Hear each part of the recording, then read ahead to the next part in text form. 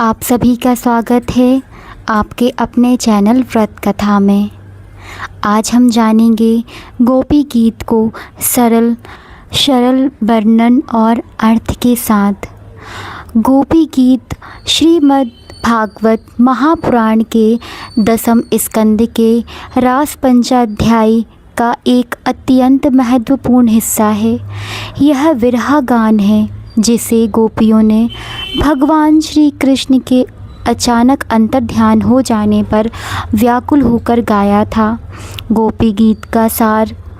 शरद पूर्णिमा की रात को जब भगवान श्री कृष्ण ने गोपियों के साथ महारास लीला शुरू की तो कुछ समय बाद गोपियों को यह अभिमान हो गया कि हमारा भाग्य श्रेष्ठ है और कृष्ण हमसे सबसे ज़्यादा प्रेम करते हैं।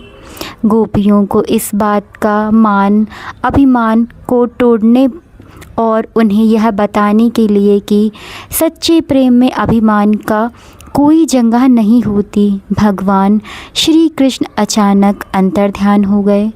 श्री कृष्ण को अपने बीच ना पाकर गोपियाँ प्रेम विरह की अग्नि में जल उठीं।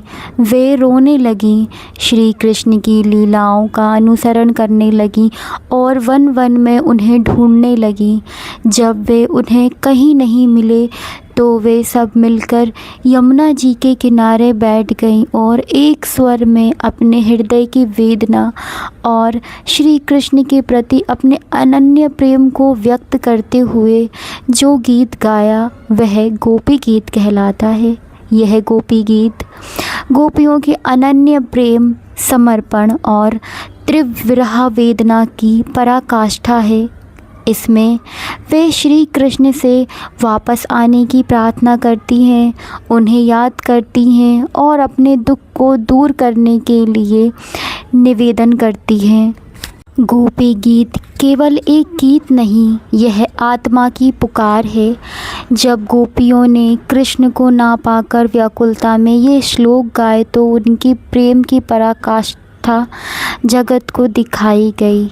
तो आइए गोपी गीत को पूर्ण सार हिंदी अर्थ में हम जानेंगे।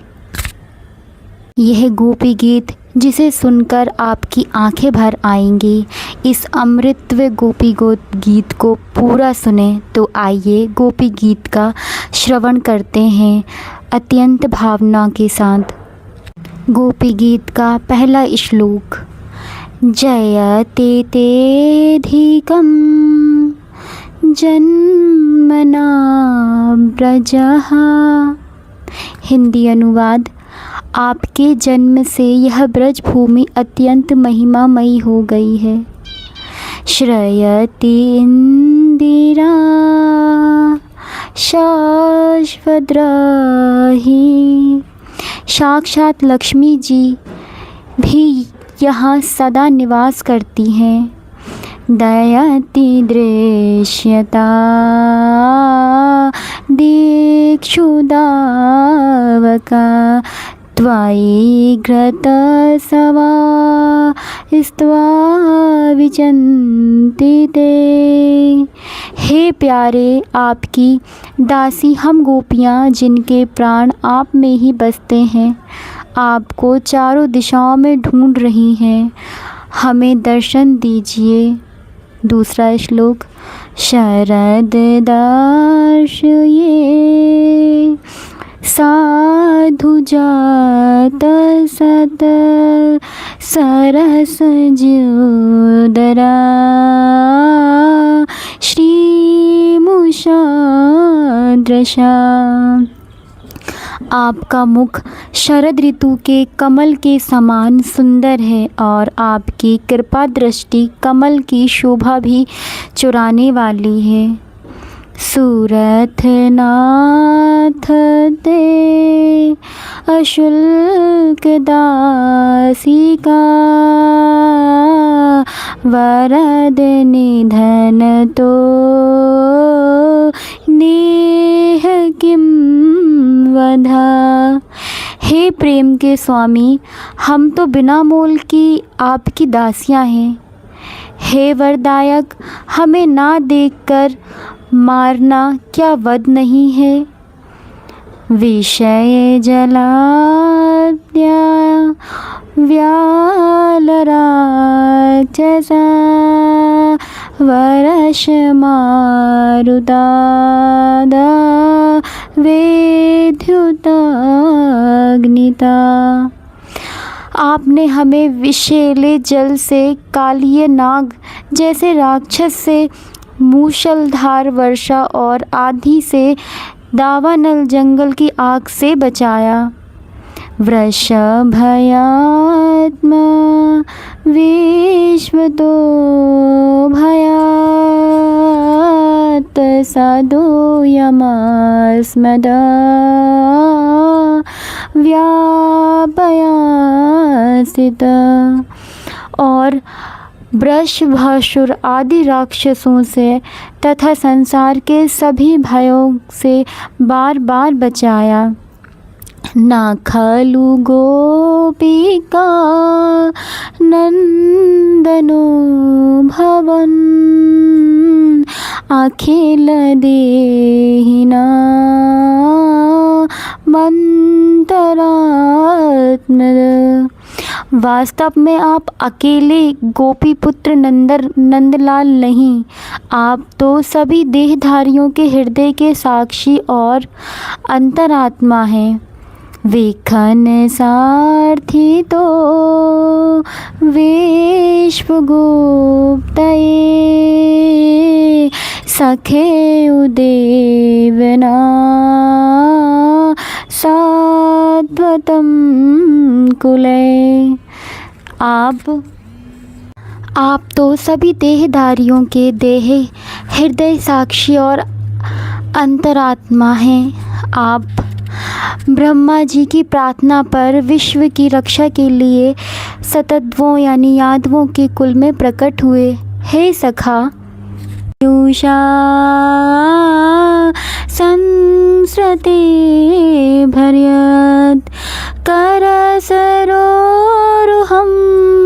कान्तकामदं शिरसि देहिना श्रीकराग्रहम्।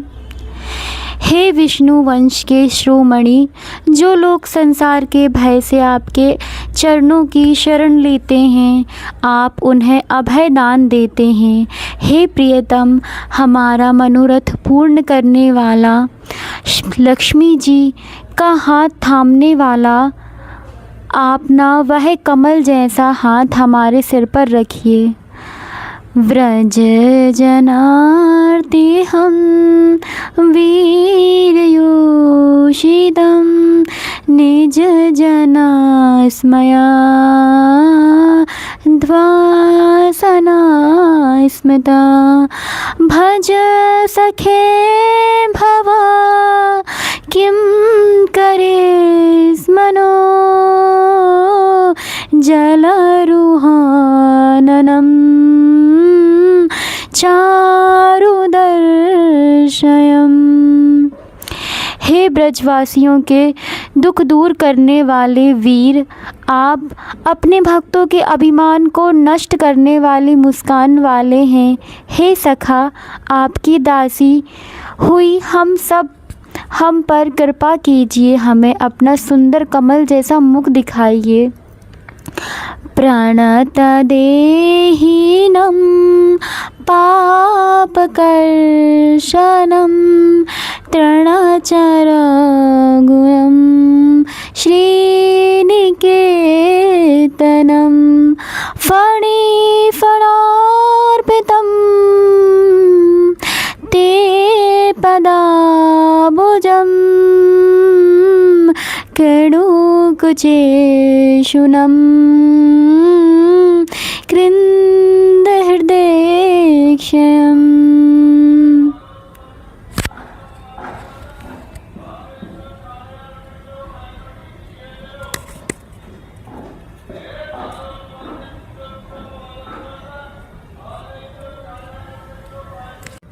वह मुख जो शरणागत देहधारियों के पापों को नष्ट करता है, गाँव के पीछे पीछे चलता है और लक्ष्मी जी का निवास स्थान है।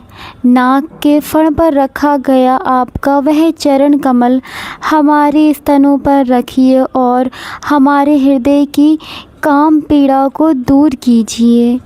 मधुरया गिरा वल्गुवाज्ञया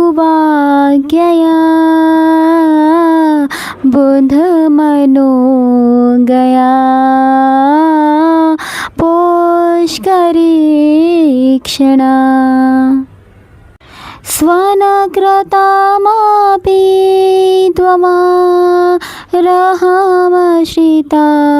किमु करोषि नाम किन्भषायिषे। हे कमल नयन, अपनी मधुर और सुंदर वाणी से जो ज्ञानियों के मन को मोहित करने वाली है, आपने हमें अपनी ओर आकर्षित किया। आप अब एकांत में आई हुई हम गोपियों से बात क्यों नहीं करते? तव कथामृतं तप्त जीवनम किविभिवेणितं कल्मषापहं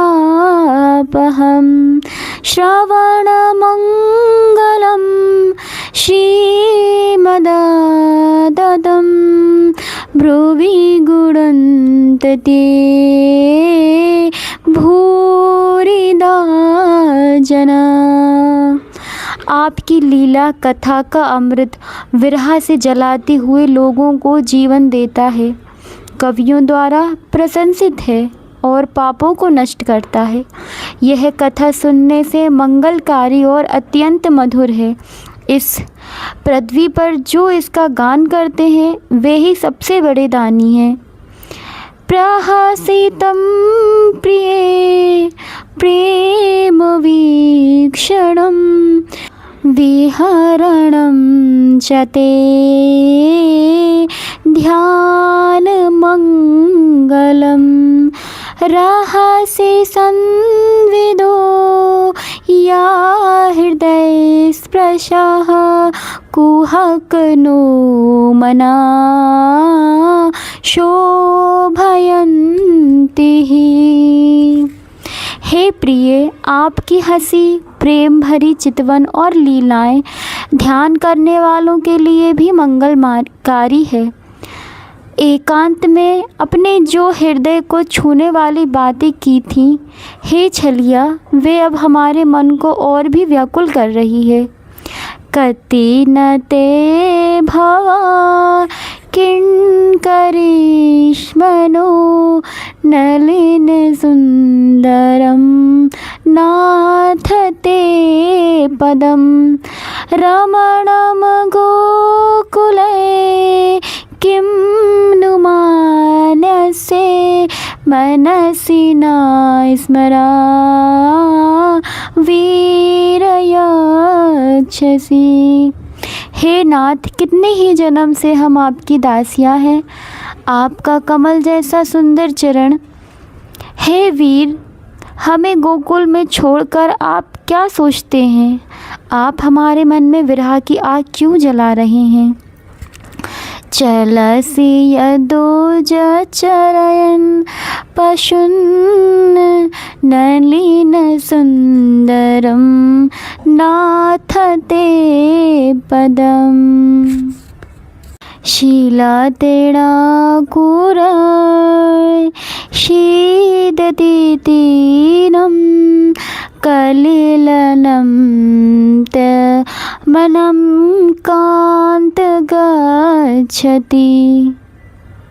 हे नाथ, जब आप गायों को चराने के लिए ब्रज से निकलते हैं तो आप कमल जैसे सुंदर कोमल चरण, पथरीली ज़मीन पर कंकड़, तिनके और अंकुर चुभने से दुखी होते होंगे। हे प्रियतम, यही सोचकर हमारा मन व्याकुल हो जाता है।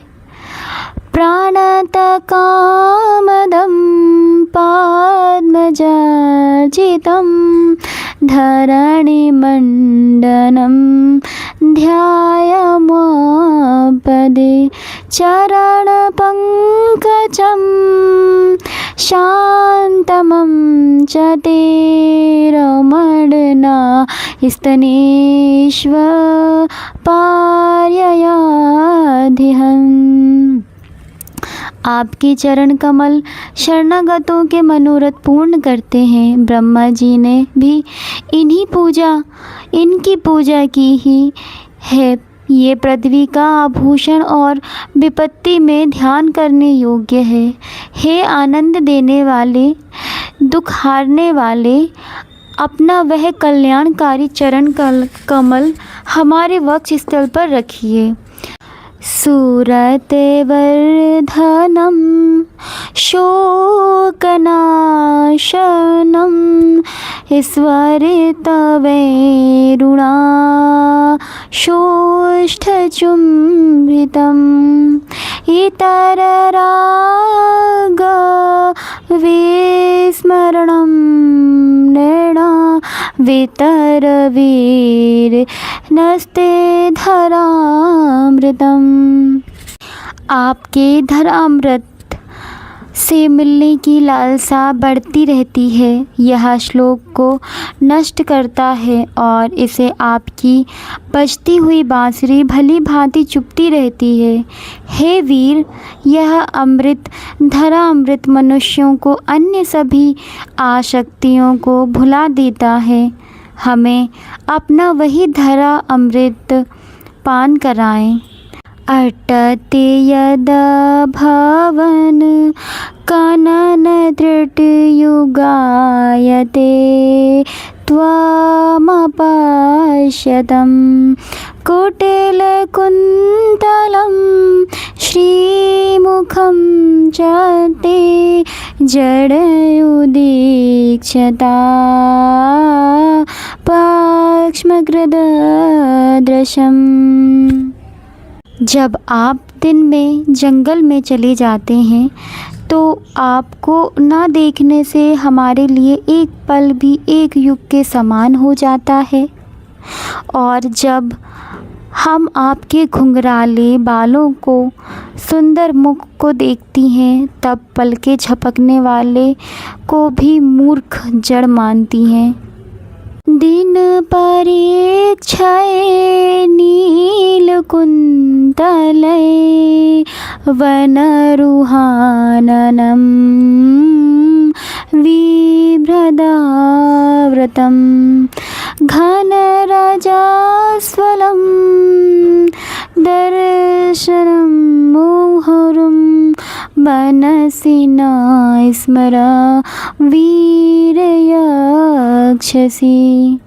दिन के अंत में जब आप वापस आते हैं तो आपके कमल जैसे मुख पर नीले काले बाल बिखरे होते हैं और गायों के खुर की धूल से सना हुआ वह मुख बार बार दिखाकर, हे वीर, आप हमारे मन में प्रेम की पीड़ा बढ़ा देते हैं। प्राणत कामदं पद्मचर्चितं धरणिमण्डनं ध्यायमापद चरणपङ्कजं शन्तमं जादे रमणीना स्तनेश पर्यार्धिहन्। आपके चरणों ने ही कंस के सेवकों को मारा। आप हमारे सबसे प्रिय, आपका वह सुंदर पैर जो आपकी प्यारी प्रेमिका हाथ पकड़ती हैं और उसे सुख देता है, उसे हमारे सिर पर रखिए। सूरत वर्धनम शोकनाशनम स्वरितवेणुना शोष्ठचुम्बतम्। हे प्यारे, आप ब्रज के वन के रक्षक हैं। आप विश्व का मंगल करते हैं।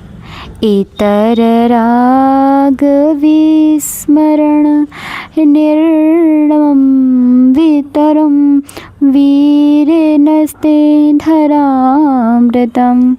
आप शत्रुओं के वंश को भी नष्ट करने वाले हैं। हे वीर, हमें अपना वही अध अमृत पान कराएं। ते सुजात चरणामुहं स्तनेषु भीतासने प्रिये दधीमहि कर्कशेषु तेनाटवीटसि ददर्थे व्यर्थते न किं स्मित कूर्पार्दी भ्रमति दीर्घवदायुषदा नमः। हे प्रिय, आपके अत्यंत कोमल चरण कमल को हम डरते डरते अपने कठोर स्तनों पर धीरे से रखती हैं। उन्हीं चरणों से आप जंगल में घूमते हैं, क्या वे कंकड़ पत्थरों से दुखित नहीं होते होंगे? यह सोचकर आप ही प्राण न्यौछावर करने वाली हमारी बुद्धि चकरा जाती है। बस यही है वो अनन्य प्रेम, वो निश्चल भक्ति जो गोपियों ने गोपी गीत के माध्यम से व्यक्त की थी। जब उनका मन टूटा और केवल कृष्ण बचे, तब इस विरह गान का जन्म हुआ। यह गीत हमें सिखाता है कि जीवन में कितनी भी कठिनाइयाँ हों, यदि हमारा प्रेम और विश्वास सच्चा है तो भगवान अवश्य हमारे सामने प्रकट होंगे। अगर गोपी गीत का यह भाव और सरल अर्थ आपके हृदय को छू गया हो तो कमेंट में जय श्री कृष्ण या जय राधे लिखकर अपनी उपस्थिति दर्ज कराएं। इस अमृत कथा को अपने सभी प्रियजनों के साथ शेयर करें और भक्ति से जुड़े रहने के लिए चैनल को सब्सक्राइब करें। मित्रों, गोपी गीत केवल एक भजन नहीं, यह आत्मा गोपी और परमात्मा श्री कृष्ण के मिलन का वो शाश्वत दर्शन है जिसे हमारे शास्त्रों ने विरह योग कहा गया। आज शरद पूर्णिमा के पावन अवसर पर हमें भी यह संकल्प लेना चाहिए कि हम अपने जीवन की हर श्वास को, हर कर्म को और परमपिता परमात्मा को समर्पित करेंगे। गोपियों की तरह जब हम अभिमान त्याग कर केवल प्रेम करते हैं, तब ही प्रभु की वंशी बजती है। प्रभु आप सभी को सच्चा प्रेम और भक्ति प्रदान करें। बोलिए वृंदावन श्री बांके बिहारी लाल की जय। यह अमृत कथा यहीं समाप्त होती है। हमें उम्मीद है कि इसका सरल अर्थ आपको इसकी सरल अर्थ आपके जीवन में भक्ति का प्रकाश लेकर आया होगा। आपका बहुमूल्य समय देने के लिए बहुत बहुत धन्यवाद। मिलते हैं अगली कथा में, तब तक प्रेम से बोलिए राधे राधे राधे, जय श्री राधे।